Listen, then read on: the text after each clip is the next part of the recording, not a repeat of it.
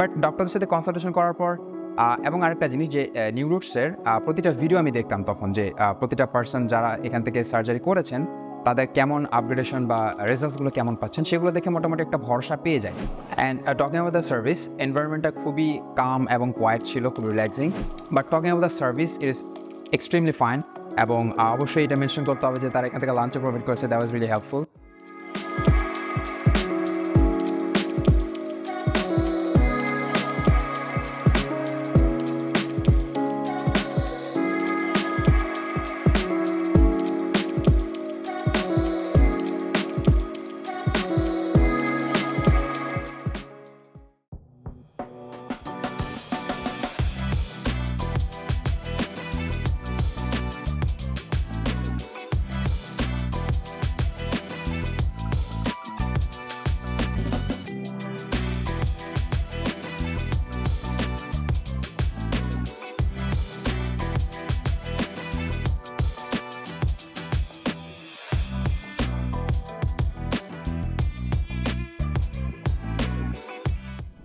আসসালামু আলাইকুম, আমি কাজী আসিফ আমিন।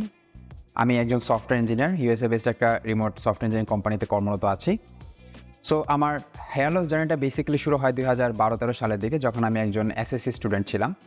সো তখন শুরুতে আস্তে আস্তে হেয়ার ফল হয়, তখন অতটা আসলে কেয়ার করা হয়নি। বাট সার্টেন লেভেল পর এইচএসসিতে আসার পর বা ইউনিভার্সিটি ফার্স্ট ইয়ারে এটা এমন একটা রূপ ধারণ করে যে আসলে সবাই আমাকে এটা নিয়ে প্যারা দিতে থাকে বেসিক্যালি, যে কী হচ্ছে, চুল পড়ে যাচ্ছে, তুমি খেয়াল করছো না কেন। সো অ্যান্ড ডিফারেন্ট সোশ্যাল এনজাইটিস, যে বিয়ে করতে গেলে মেয়ে পাবা না, চুল পড়ে যাচ্ছে, বুড়ো দেখা যাচ্ছে। সো এই জিনিসগুলো তখন শুরু হয় বেসিক্যালি। সো তখন আমি কী করি, ইন্টারনেট, ইউটিউব এগুলো ঘাটাঘাটি করার চেষ্টা করি। So somehow I came to know minoxidil kind of chemical, যেটা কিনা বেসিক্যালি হেয়ার গ্রোথে হেল্প করে। সো সেটা আমি ইউজ করা শুরু করি কোনো ডক্টরের পরামর্শ ছাড়াই, জাস্ট কয়েকটা ইউটিউব ভিডিও দেখে। সো দেন হচ্ছে কিছু হেয়ার গ্রো করে, বাট যখন আমি এটা ইউজ করতে থাকি আমি দেখি খুশকির প্রবলেমটা ক্রিয়েট হয়। সো দেন আমি যেটা করি যে এটা 3 মাস ইউজ করার পর আমি এটাকে ছেড়ে দিই ইউজ করা, এবং যেই কথা সেই কাজ, যে মিনক্সিডিল ইউজ করা স্টপ করে দিয়ে চুলগুলো আবার সে পড়ে যায়। সো দেন হচ্ছে আমি ওইখানে স্টপ হয়ে যাই, কাইন্ড অফ ডিমোটিভেটেড থাকতাম সবসময় যে চুল পড়ে যাচ্ছে, বুড়ো দেখা যাচ্ছে। দেন ইউনিভার্সিটি থার্ড ইয়ারে এসে আমি আবার রিসার্চ শুরু করলাম। তখন আমি ইউটিউবে নিউরোস হেয়ার এটাকে দেখতে পাই, যে বাংলাদেশে এত ভালো একটা হচ্ছে হেয়ার ক্লিনিক রয়েছে যারা কিনা basically hair transplant surgery provide করে।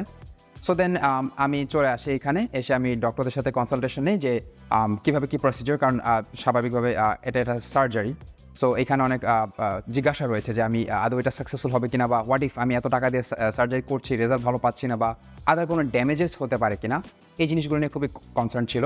বাট ডক্টরদের সাথে কনসালটেশন করার পর এবং আরেকটা জিনিস যে নিউরোটসের প্রতিটা ভিডিও আমি দেখতাম তখন, যে প্রতিটা পার্সন যারা এখান থেকে সার্জারি করেছেন তাদের কেমন আপগ্রেডেশন বা রেজাল্টসগুলো কেমন পাচ্ছেন সেগুলো দেখে মোটামুটি একটা ভরসা পেয়ে যাই।